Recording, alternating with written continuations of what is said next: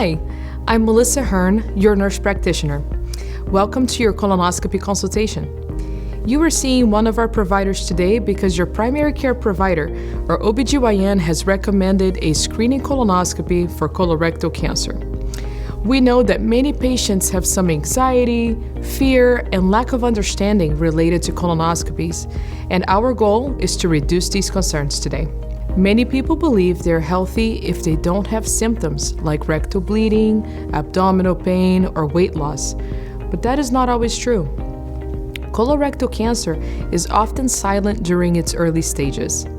There are many factors that make us vulnerable to colorectal cancer, like obesity, lack of exercise, smoking, and eating a low-fiber diet. It is no surprise that studies show 1 in every 25 people will be diagnosed with colorectal cancer in their lifetime.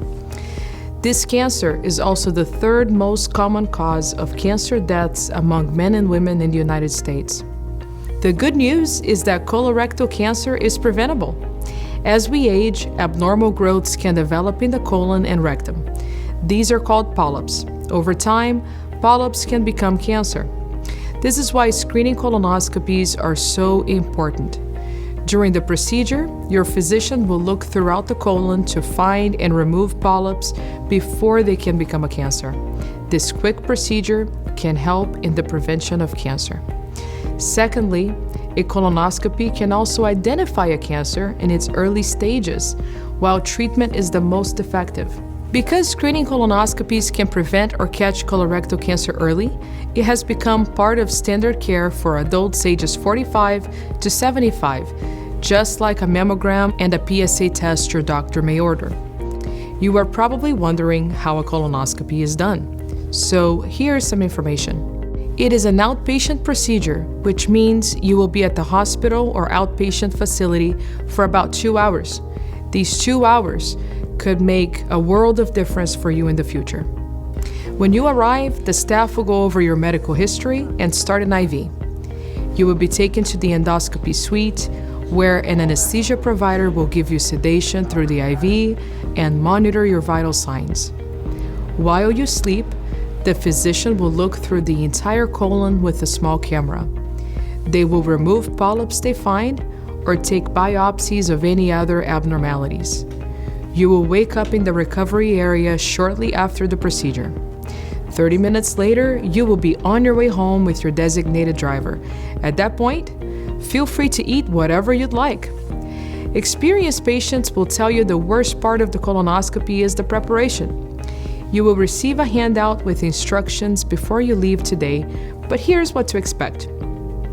You will be on a clear liquid diet on the day before the procedure.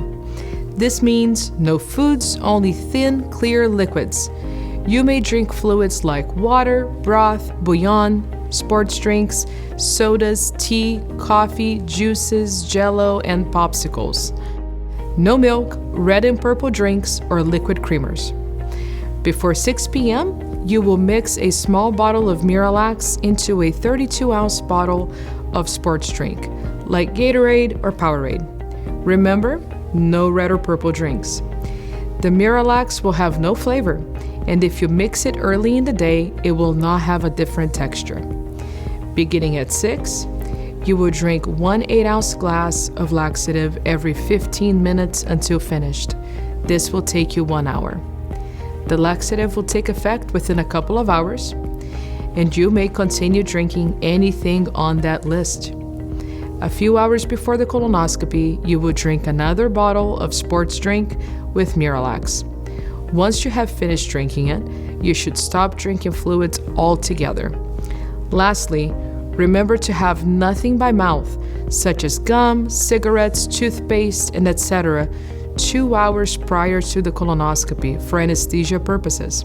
The bowel preparation may seem like a lot, but it is the most important thing you can do to ensure your physician has a good view of the colon to catch any abnormalities.